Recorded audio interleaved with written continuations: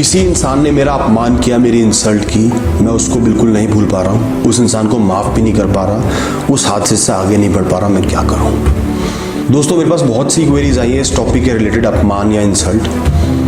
मैंने सोचा मैं पूरी एक सीरीज बना दूंगा, कई सारे एस्पेक्ट्स कवर कर दूंगा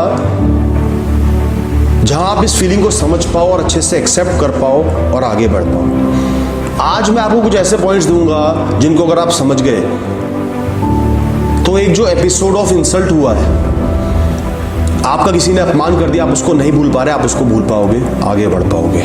ध्यान से सुनना दोस्तों। पता है क्या होता है, कई लोग इंसल्ट को, अपमान को एक वेपन की तरह यूज करते हैं आपके खिलाफ। वो चाहते नहीं कि आप सक्सीड करो, अपने गोल्स को पूरा करो। उनको पता है मैंने इसको कुछ गलत सलत बातें बोल दी कि तू यूजलेस है, तू कुछ नहीं कर सकता, तू बेकार इंसान है।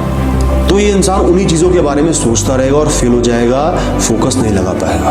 वो बड़े प्लान के साथ चलते हैं और आप उनके प्लान में फंस जाते हैं और हार जाते हैं। जब भी आपकी लाइफ में कोई बड़ा गोल है, कोई बड़ा सपना है, तो आपको इन डिस्ट्रैक्शंस में नहीं फंसना, आपको उससे पार पाना है। इन चीज़ों पे ध्यान ही नहीं देना, किसी को कुछ कहना कहते रहे। आपका सिर्फ एक फोकस होना चाहिए, एक ध्यान होना चाहिए, वो है आपका गोल। ये आपको रोकने की साजिश है, इस साजिश में मत फंसो।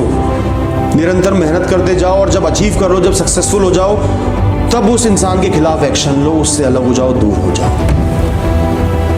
इस साजिश में मत फंस जाना, वरना कुछ भी अचीव नहीं कर पाओगे।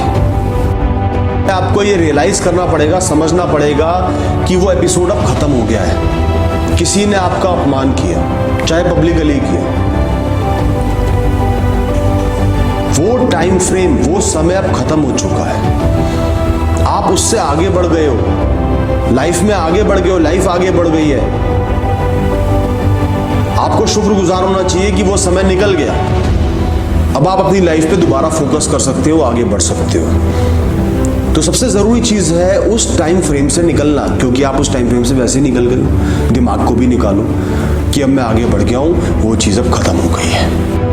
दोस्तों अपने दिमाग के अंदर जाके अपने सबकॉन्शियस को हिट करके ये एहसास दिलाओ कि वो इंसान इतना इंपॉर्टेंट नहीं है। आपको एक इंसान के द्वारा की हुई इंसल्ट या अपमान बहुत ज़्यादा तब महसूस होता है जब आप उस इंसान को ओवर वैल्यू, ओवर इंपॉर्टेंस देते हो, बहुत बड़ा मान लेते हो। कोई मक्खी आपको चिढ़ाएगी, बार बार आके आपकी नाक पे बैठ रही है, तो क्या आप अपमानित महसूस करोगे? 4 दिन तक उस बात को याद रखोगे? नहीं रखोगे ना। लेकिन आपने उस इंसान को इतना बड़ा बना लिया, इसने मेरा अपमान कर, इसने कैसे मेरा अपमान कर दिया। यही सोच गलत है। आपको ही सोचना है अरे ये इंसान तो मेरा अपमान कर सकता है, किसी का भी अपमान कर सकता है, इसमें तो मैनर्स ही नहीं है, तमीज ही नहीं है, मैं इससे क्या एक्सपेक्ट करूं। ये गंदगी एक्सपेक्ट कर सकता हूं ना। ठीक है, ये गंदा इंसान है, इसने गंदगी कर दी, मुझे आगे बढ़ना है, मुझे इसके लेवल पे नहीं गिरना है। ये इंसान है ही ऐसा, मेरी लाइफ तो वैल्यूएबल है।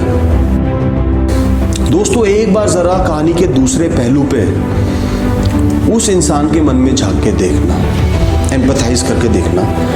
हो सकता है कि उसका रिएक्शन एक्सट्रीम हो, पर रिएक्शन गलत ना हो। उसको गुस्सा आना जेन्युइन हो, आपसे कोई गलती हुई हो, आप उसकी जगह होते तो आपको भी शायद गुस्सा आ जाता। एक बार उस इंसान से एम्पैथाइज करके देखो, हो सकता है आपको कुछ बातें समझ में आ जाए, आप कनेक्ट कर पाओ और दिल से उसे माफ कर पाओ कि मैं होता तो शायद मैं भी ऐसा कर देता, या गुस्से में मैं भी एक्सट्रीम रिएक्शन दे देता। कोई बात नहीं, वो भी इंसान है, परफेक्ट नहीं है, मैं उसको माफ कर सकता हूँ। दोस्तों अपनी लाइफ में बिजी होना सीखो। आपकी लाइफ में इस छोटे से इंसिडेंट के अलावा बहुत कुछ है, बहुत काम है, बहुत गोल्स है, बहुत टेंशन है, उन पे फोकस लगाओ। इस एपिसोड को अपने दिमाग में आने ही मत दो, बिजी रहो। आपके साथ रिसेंटली कोई ऐसा एपिसोड हुआ है ना, अपने आप को बिजी कर लो। मुझे ये काम करना, मुझे ये काम करना, ये चीज़ ज़रूरी है, ये चीज़ ज़रूरी है। अपने कामों में लग जाओ। धीरे धीरे कुछ दिन निकलने तो अपने आप वो एपिसोड आपके दिमाग से निकल जाएगा। शुरू में 2, 3, 4 दिन वो आपको बहुत डिस्टर्ब करेगा। उस समय आपको उस पर ध्यान ही नहीं लगाना। कोई भी काम पकड़ के बैठ जाओ, कोई भी टेंशन पकड़ के बैठ जाओ, अपनी लाइफ की मुसीबतों का सहारा लो इस मुसीबत से निकलने के लिए। जहर ही जहर को काटता है।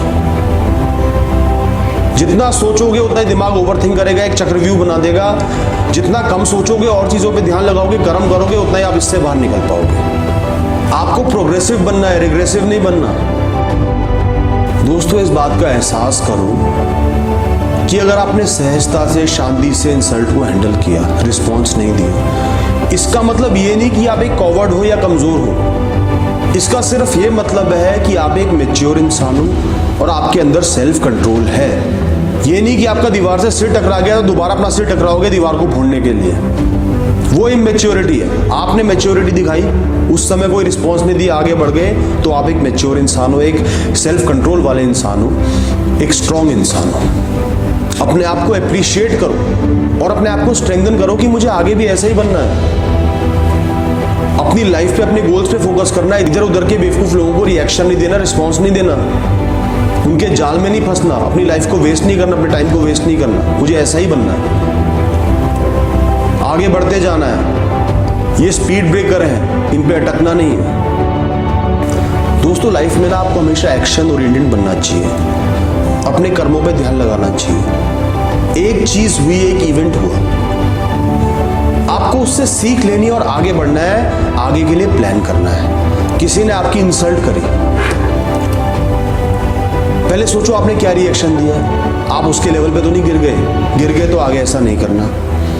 दूसरी बात, आगे वो इंसान आपकी इंसल्ट ना करे, उसके लिए प्लान बनाना है। बहुत ही गंदे से इंसल्ट करी, बहुत खराब शब्द बोले, उस इंसान से अपने कनेक्शन को कमजोर करना है, काटना है, अपने आप को स्ट्रेंथन करना है, इतना काबिल बनाना है कि उस इंसान से आपके कनेक्शन कमजोर हो जाए या कट जाए। या उस इंसान को वार्निंग देनी है, वो भी शांत मन से देनी है कि आगे से ये हरकत ना हो जाए वरना एक्शन लिया जाएगा।